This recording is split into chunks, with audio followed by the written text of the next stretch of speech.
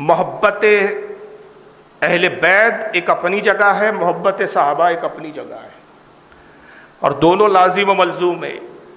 ایک کو چھوڑنا، دونوں میں سے کسی ایک کو چھوڑنا اور ایک کو اختیار کر لینا، یہ گمراہیت ہے، بلکہ بعض اوقات کفر تک معاملہ چلا جاتا ہے۔ اس لیے کہا جاتا ہے کہ محبت اہل بیت شیعات نہیں ہے۔ اگر محبت اہل بیت کا اظہار کرو تو لوگ کیا کہتے ہیں؟ بھائی شیعہ ہو گیا ہے یہ، اور صحابہ سے محبت کا اظہار کرو تو پھر کچھ لوگ کہتے ہیں یہ نازبی ہو گیا ہے۔ بیچارے نازبیت و شیعت کا فرق سمجھ ہی نہیں پائے۔ یاد رکھیے، محبت اہل بیت کا نام شیعت نہیں ہے، بلکہ بغض صحابہ کا نام شیعت ہے۔ شیعہ وہ ہے، اہل بیت سے محبت کرنے والا شیعہ نہیں ہوتا۔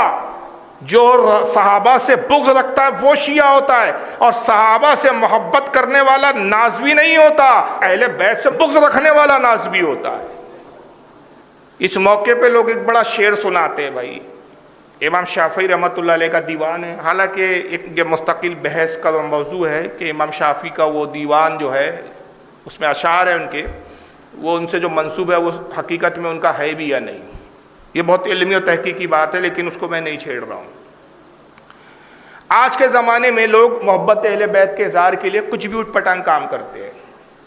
صحابہ پہ لعن طعن کریں گے، علی کا پہلا نمبر دمادم مست کلندر، پھر آپ کہو گے بھائی یہ تو اہل سنت کا طریقہ نہیں ہے، تو آپ سے کہیں گے تم نازبی ہو گئے ہو جناب، اہل بیت کا بغض آ گیا تمہارے دل میں۔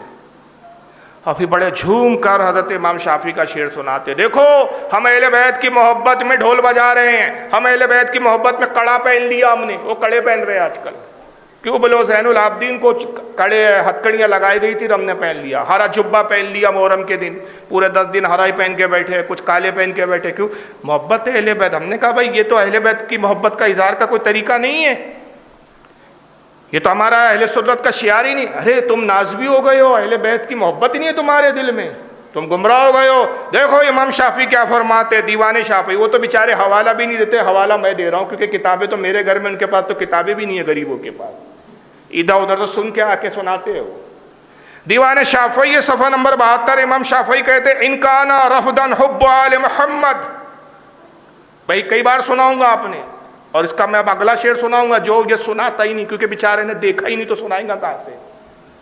آگے دیکھنے کے لیے پڑھنا بھی تو ضروری ہے، دیکھنا بھی تو ضروری ہے۔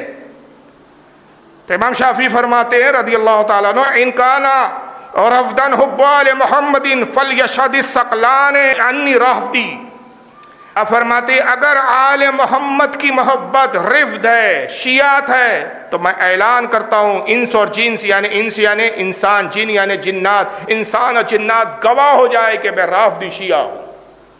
ٹھیک ہے، امام شافعی نے کہا ہے۔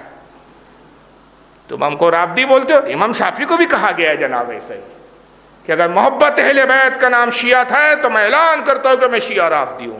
بس اتنا ہی پڑا۔ اسی کو تم منافقت کہتے ہیں کہ اپنے مطلب کی لے لیا، بات کی چھوڑ دیا۔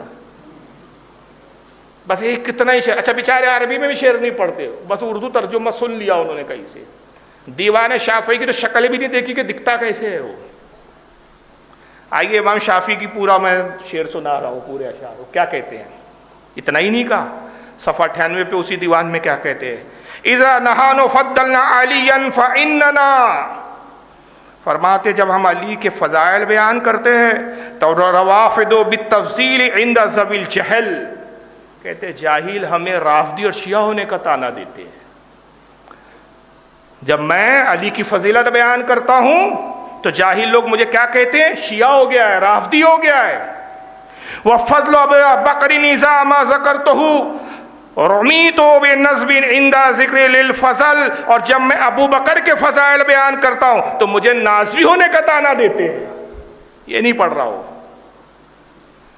امام شافعی بتا رہے کہ میں شیخین کی بھی محبت دل میں رکھتا ہوں اور شیخین کا بھی ذکر کرتا ہوں، ان کی بھی فضیلت بیان کرتا ہوں۔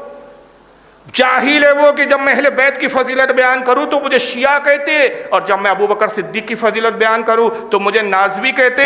فلا زلت اذا رفض ونصب کلامہما بحبہما حتی پھر رمل، کہتے ہیں کہ اے لوگوں سن لو، رافضی اور نازبی میں دونوں ہوں، یہاں تک کہ اسی محبت میں قبر میں چلا جاؤں۔